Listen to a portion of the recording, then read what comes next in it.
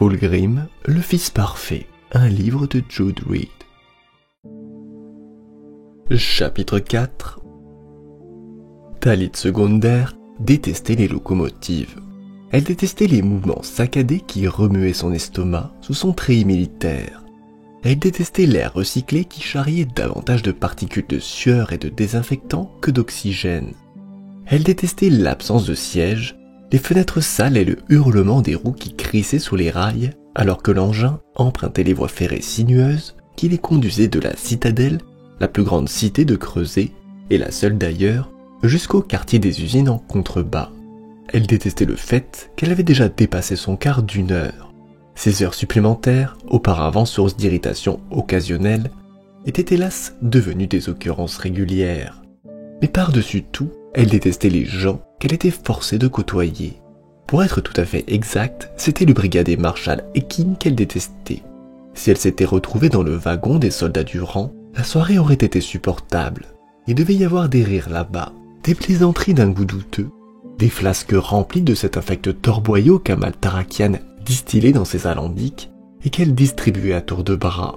Certes, le wagon dans lequel elle voyageait était relativement spacieux, mais c'était une bien piètre consolation au fait de servir d'assistant personnel au brigadier Marshal, surtout quand elle était d'humeur aussi massacrante que ce soir. Écrivez ça, j'ai dit. Ekin secoua la tête, visiblement dégoûté, et ce geste agita ses moustaches tombantes. Segundr, vous êtes sourde ou juste demeurée, ma petite? Ma petite. Talit Segundr vivait depuis 40 années solaires, et le terme ma petite ne lui correspondait plus, depuis beaucoup plus que la moitié de son existence. Elle se mordit la langue jusqu'à se faire mal. La douleur était un rappel salutaire. Ne dis pas ce que tu as sur le cœur, ne perds pas la prime pour les heures supplémentaires, les rations et l'appartement de fonction mis à ta disposition en tant qu'adjudante d'un brigadier Marshal. Mais elle dut consentir à un effort de volonté certain pour ne pas lui dire ces 4 vérités. Veuillez m'excuser, messire, dit-elle avec un sourire forcé. Je n'aurais pas dû me laisser distraire. Voulez-vous bien répéter, je vous prie? Un nouveau sourire résigné fit trembler les moustaches fournies. Sérieusement, capitaine? Je reprends depuis le début alors. Essayez de vous concentrer. Segundr laissa son stylet évoluer à la surface de la tablette de données et prit suffisamment de notes pour pouvoir reconstituer le discours d'Ekin plus tard. Elle omit délibérément les divagations fréquentes, les répétitions et les élucubrations. Elle avait très tôt appris que les transcriptions verbatimes ne faisaient que lui attirer les foudres de son supérieur qui la traitait d'incompétente. Désormais, elle embellissait ses discours si tant que ses divagations puissent être enjolivées. Il serait sans nul doute rassemblé quand il prendrait sa retraite, relié dans un volume en vélin et distribué aux officiers en début de carrière au sein de la milice planétaire pour inspirer et instruire les générations futures. Un nouveau commandant et un presse-papier relié en cuir en une seule journée. Segundr avait hâte que ce jour arrive. Mais il n'y avait pas que le brigadier Marshal. Cela faisait des mois que les tensions montaient sur Creuset. L'arrivée des Black Templars et de leur puissant castellan n'avait fait que ajouter de l'huile sur le feu. Dans les mines et les raffineries, les travailleurs étaient inquiets. Les manifestations portant sur les rémunérations et les conditions de travail se multipliaient. Mais ni le culte Mechanicus, ni la gouverneure fabricante n'étaient disposés à les écouter. En outre, la milice n'était pas équipée pour intervenir. L'Astra Militarum s'occupait des véritables problèmes, les émeutes qui menaçaient la productivité des raffineries ou les convois de transporteurs lourds qui acheminaient le prométhium d'un continent à l'autre. La colonelle Whistler du 24e Cadien ne manquait pas une occasion de rappeler l'évidence de la supériorité de son régiment et le fait qu'elle était fort contrariée d'avoir été affectée à un monde d'usine insignifiant situé dans un coin perdu de l'Imperium. Les troubles de ce soir n'étaient qu'un épisode de plus dans cette série d'incidents. Une procession pénitentiaire qui avait traversé les rues de la cité basse. Et la foule s'était rassemblée pour rallier les pêcheurs et leur jeter des rations avariées au visage, s'était montré plus vindicatif qu'à l'accoutumée. Des pierres avaient été lancées, des incendies allumés, mais il avait fallu attendre qu'un pavé vienne briser un vitrail en plastivert représentant Saint Sanguinus sur la façade d'une chapelle Medicae pour que l'alarme soit donnée.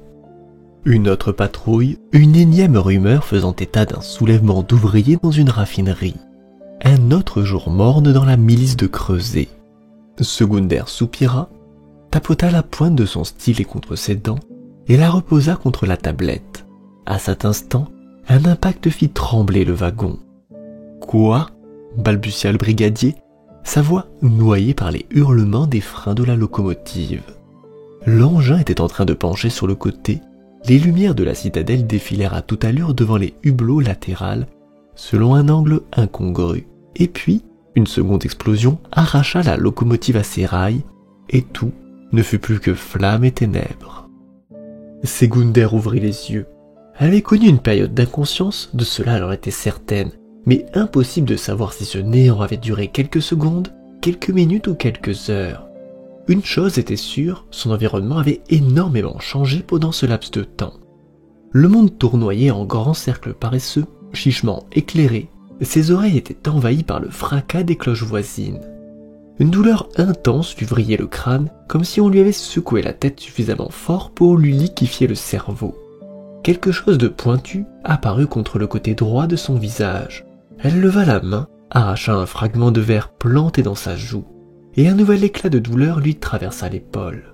Son corps entier lui faisait mal. Elle ne comprenait rien à ce qui lui était arrivé. Elle tenta de se relever tout en rassemblant les fragments épars de ses souvenirs. Que s'était-il passé?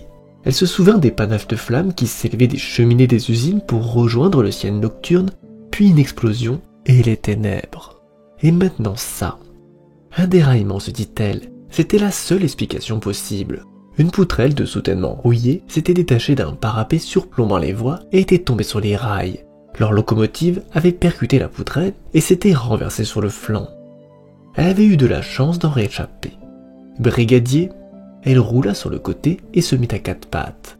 Des éclats de verre se plantèrent dans la paume de ses mains. Elle serra les dents pour lutter contre la douleur. Ses mains, ses côtes, son dos, son crâne réclamaient tous désespérément son attention.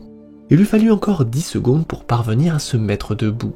Elle tenta de prendre la mesure de son environnement alors que sa tête continuait à tourner. L'horizon était penché à 40 degrés. Des sangles et des câbles crachant des étincelles surplombaient ce qui avait été les parois et le plafond du wagon. À l'extérieur, une usine libéra une langue de feu vers le ciel noyé de pluie, baignant l'épave du wagon d'une lueur ambrée. « Dominus imperatum » murmura-t-elle. « Salve nos. Empereur Dieu, sauve-nous. » La lumière reflua quand la flamme mourut, mais cela n'atténua en rien l'horreur qu'elle éprouvait. Les images étaient déjà gravées au fer rouge sur ses rétines. Le cadavre du brigadier Marshall, son cou brisé avec la même expression désapprobatrice sur le visage, comme s'il s'offusquait d'une mort aussi indigne. L'une des nouvelles recrues, à moitié fenestrée, des filets de sang dégoulinant lentement sur la vitre. Le brave sergent Ismaz, gisant sur le dos, une expression sereine sur son visage épaté. Son crâne réduit à l'état de pulpe sanguinolente, mêlée de fragments de matière grise. Un flot de bile emplit la bouche de Secounder. Elle le ravala et s'écroula à côté de la dépouille du brigadier Marshall. Elle s'efforça de ne pas croiser son regard vide quand elle lui tourna la tête pour rechercher son oreillette Vox. L'appareil était tombé à l'intérieur de son col amidonné. La traînée de sang qui maculait la paroi de Plastatec provenait d'un filet carmin qui coulait de son oreille. Encore un élément à occulter, se dit-elle vaguement en insérant l'appareil dans son oreille droite avant d'appuyer sur la rune d'activation avec son pouce. « Quartier général, est-ce que vous me recevez ?» Des rafales parasites traversèrent la minuscule unité Vox au milieu desquelles elle parvint à distinguer quelques mots. « Notre locomotive a déraillé dans le secteur. » commenta-t-elle avant de jeter un regard désespéré par la vitre brisée. Quelque part entre le secteur Industrialis et le secteur Administratus. Pertes multiples, je requiers l'envoi d'une équipe de secours et d'extraction. Votre position? Je n'ai pas compris, veuillez répéter, fit Secundus en s'efforçant de conserver son calme. Quartier général, la communication est mauvaise, veuillez répéter. Et merde! La communication s'était interrompue. Elle fit un pas vers les portes du wagon, puis se figea quand la cabine tout entière tangua sous ses pieds. C'est pas bon du tout. Le wagon semblait suspendu au-dessus du vide. Elle se força à rester parfaitement immobile, attendit que le wagon se stabilise à nouveau, puis se dirigea vers la fenêtre brisée en marchant en crabe. Quelqu'un criait au loin.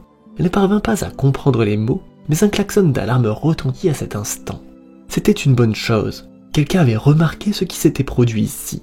Ses doigts suivirent le tracé des sillons creusés dans la paroi, puis trouvèrent une ligne verticale, un joint en caoutchouc, et, l'empereur Dieu soit loué pour ses infinis bienfaits, la poignée de la porte du wagon. Elle l'abaissa, appuya de toutes ses forces, mais le battant refusa de bouger. Trône et damnation, c'étaient les technoprêtres tout crachés. Intégrer des systèmes de sécurité dans leurs locomotives pour garder leurs précieuses machines intactes, au détriment de leurs passagers, ô combien fragiles. De frustration, elle frappa la porte du poing et regretta immédiatement son geste quand l'impact enfonça un éclat de verre dans sa pomme. Il devait bien y avoir un moyen de sortir d'ici sans avoir à se faufiler par une vitre brisée. C'était forcé, il suffisait juste qu'elle se creuse les méninges. Les lumières de la locomotive étaient en panne, mais un halo diffus à l'autre bout du wagon lui indiqua que le serviteur intégré était toujours en position. Elle se dirigea vers lui tout en essayant de percer la pénombre de ses yeux embués de larmes.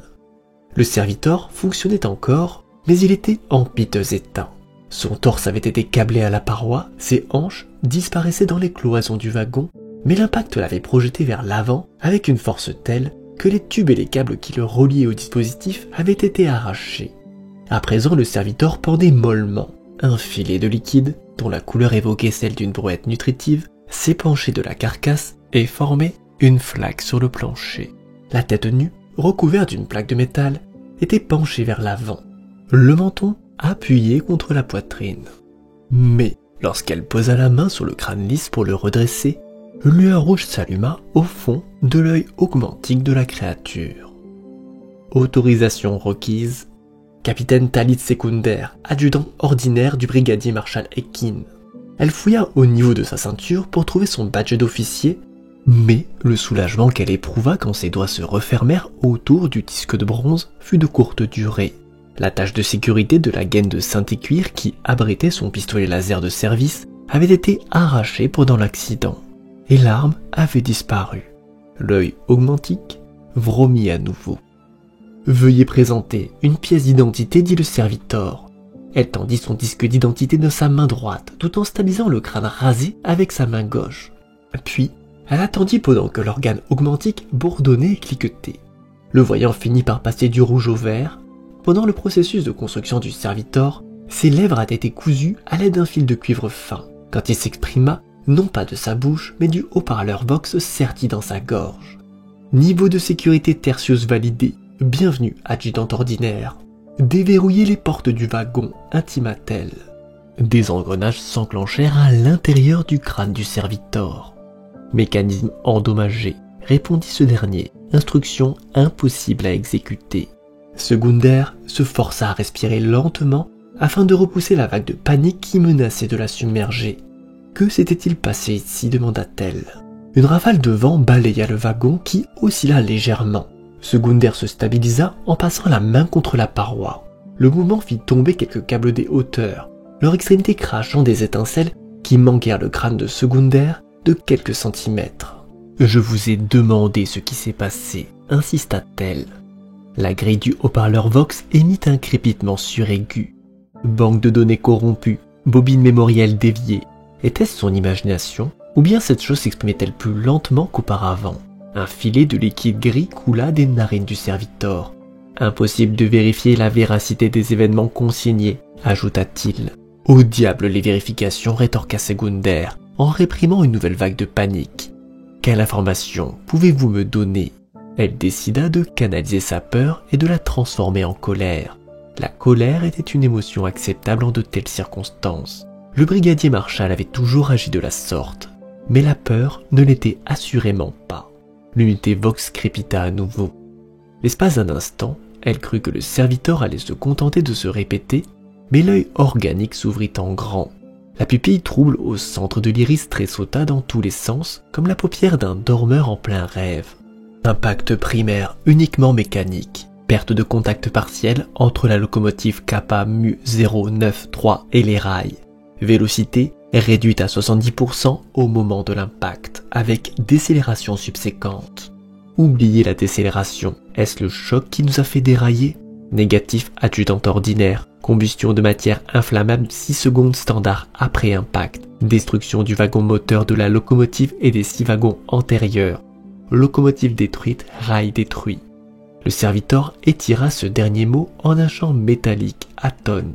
L'œil télescopique se déploya, puis commença à s'affaisser avant de pendre de l'orbite oculaire vide.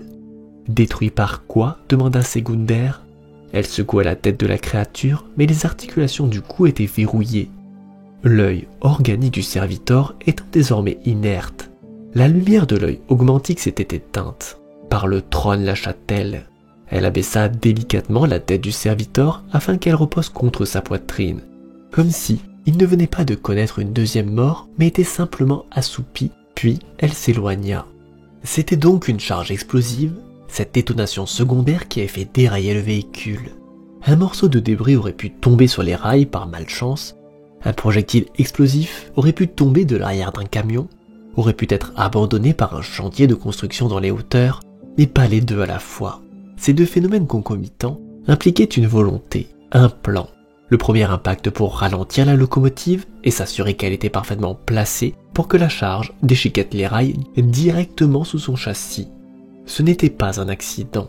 Le déraillement était un acte délibéré. Très bien. Quelles que soient les circonstances de l'accident, il fallait à présent se sortir de ce pétrin. Segunder rebroussa chemin à travers le wagon dévasté, en s'efforçant de ne pas regarder les éclats de verre et les corps ravagés à ses pieds. Elle marcha sur une matière molle qui céda sous son poids avant de se tordre et de craquer. Incapable de tourner la tête, elle se retrouva à fixer une main humaine. Elle ravala une nouvelle remontée acide, les révulsions de son estomac se faisant de plus en plus fréquents. Une migraine immense lui vrillait le crâne, comme le martèlement d'un tambour funéraire. Un filet d'eau de pluie s'était infiltré dans une plaque de métal déchiquetée et se mêlait avec le sang et la crasse qui maculaient le plancher. Une nouvelle vague de panique la submergea. Avec le nombre de câbles dénudés qui l'entouraient, c'était qu'une question de secondes avant qu'une étincelle n'entre en contact avec l'eau, ce qui transformerait le wagon tout entier en un bassin électrifié mortel. Raison de plus pour ne pas s'éterniser ici. Il existait d'autres issues que la porte, mais le problème consistait à s'adapter à ce qu'elle trouverait à l'extérieur. La fenêtre donc. Elle se dirigea à tâtons jusqu'à l'ouverture, se fiant aux éclats lumineux ambrés pour se repérer visuellement, essayant de faire correspondre ce qu'elle voyait sporadiquement avec la sensation du métal et du verre sous ses doigts. Le soldat défunt était toujours à moitié affalé dans l'encadrement de la fenêtre, comme s'il se penchait à l'extérieur pour faire signe à un ami sur le quai. Il était encore tiède quand elle posa la main sur son dos. La chair de son épaule s'affaissa sous son contact, mais plus aucune vie n'habitait ce corps. Son crâne était enfoncé sur le côté, et le spectacle des filaments de peau et des équilles d'os lui fit penser à une sorte d'excroissance fongique repoussante. Cette image fut la goutte de trop. Avec un haut-le-cœur, elle vida son estomac et répandit les vestiges de son dernier repas sur le cadavre. La vitre brisée et son propre uniforme déchiré, un mélange à moitié digéré de grumeaux nutritifs, de pain glucidique et une moitié de barre d'amidon qu'elle avait avalé discrètement au moment où elle était montée à bord du train. Des gouttes de sueur froide perlèrent sa peau et coulèrent entre ses omoplates en un filet désagréable. Un panache de flammes enflamma le ciel et elle reporta son attention à ce qui se trouvait à l'extérieur juste avant que la lumière ne meure à nouveau. Le train avait déraillé. Elle ne s'était pas trompée sur ce point. La puissance de l'impact avait fait pivoter le compartiment d'environ 90 degrés et l'avait détaché de l'avant du train qui se trouvait au milieu du pont. Derrière eux, la trajectoire qu'ils avaient empruntée scintillait comme une traînée d'huile à la faveur des lueurs de la cité. Devant eux, le train s'interrompait brutalement, comme arraché par les mains d'un géant, les traverses de voies fracassées. Elle ne vit aucune trace de la locomotive. Des faisceaux de lumens lointains perçaient les ténèbres en contrebas. Des moteurs rugissaient tandis que des véhicules terrestres convergeaient vers ce qu'elle devina être la moitié antérieure de la locomotive. Des ombres étirées évoluaient à la faveur de ces rayons lumineux. Quelque chose dans la manière dont ces silhouettes évoluaient la rendait mal à l'aise. Elle ne percevait pas chez elle les mouvements brusques caractéristiques des forces de police de la ruche ou des équipes d'intervention d'urgence. Segunder serra les dents, saisit le cadavre par les épaules et le tira en arrière. laissant la chemise du défunt s'accrocher à l'éclat de verre brisé. Elle dut déployer toute sa force pour réussir à l'en détacher. Dans un bruit de tissu déchiré, l'homme glissa en arrière. Surpris par son poids, elle le laissa tomber sur le sol, où il resta allongé dans une position grotesque. Elle se souvenait de lui. Il s'appelait Tamas, ou quelque chose de ce goût-là. Il avait été le chauffeur du maréchal, un type jovial, aux yeux pétillants, qui avait gâché son talent et son enthousiasme dans la milice planétaire. Il avait parlé de quitter la planète, une fois pour servir au sein de la garde impériale. Mais Creuset n'avait pas reçu la visite d'un vaisseau de dîmes depuis des décennies. D'autres planètes payaient leurs dîmes en soldats, mais Creuset disposait de l'insigne privilège de broyer ses jeunes ressortissants sur leur monde natal, enterrés vivants dans les mines ou bien étouffés par les vapeurs des raffineries. Les forces vives de ce monde le dépouillaient de ses richesses naturelles pour atteindre les quotas en ressources exorbitants fixés par l'Imperium. Segunder passa une jambe par la fenêtre sans regarder en bas. Regarder en bas aurait signifié croiser le regard de Tamas. Les gouttes de pluie qui frappaient son visage constituaient une diversion bienvenue, crachin chaud et sale qui empestait l'huile et les vapeurs de prométhium. C'était l'odeur qu'elle sentait tous les jours quand elle rentrait chez elle après une longue journée de labeur dans les baraquements. À l'extérieur, les lumières brossaient un tableau plus flatteur qu'à l'intérieur du wagon. Les lumens bordant les rues peignant le monde en une série de halos ambrés lointains. Elle se fit la réflexion que ceux qui avaient installé la bombe s'étaient montrés suffisamment malins pour ralentir la locomotive avant de déclencher la détonation.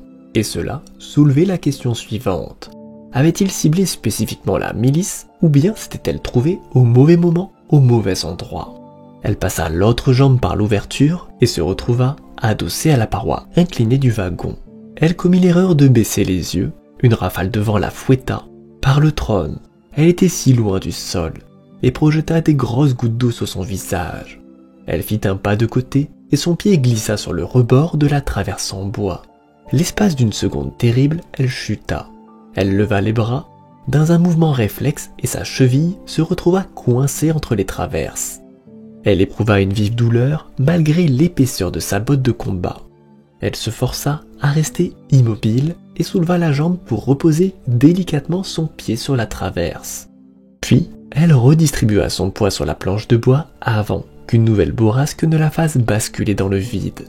Elle allait devoir regarder en bas, elle n'avait pas le choix. Le parapet sur lequel elle se tenait était effroyablement étroit.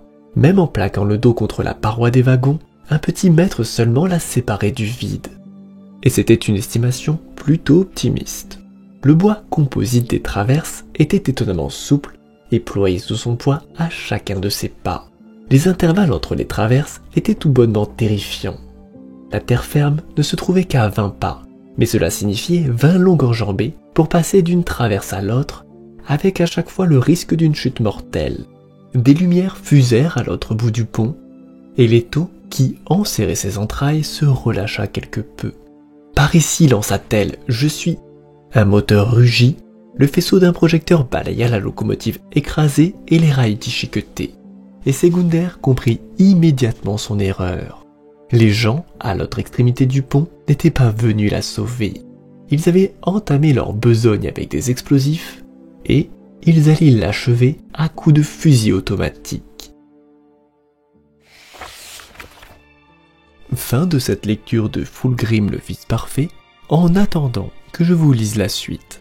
Si vous souhaitez discuter ou partager autour de notre passion commune pour ces univers fictionnels, je vous invite à rejoindre le Discord de la chaîne. Sur ce, bonne soirée à vous. Et si vous souhaitez participer au développement de la chaîne, n'hésitez pas à vous abonner, à commenter et à partager la vidéo. La suite, très bientôt.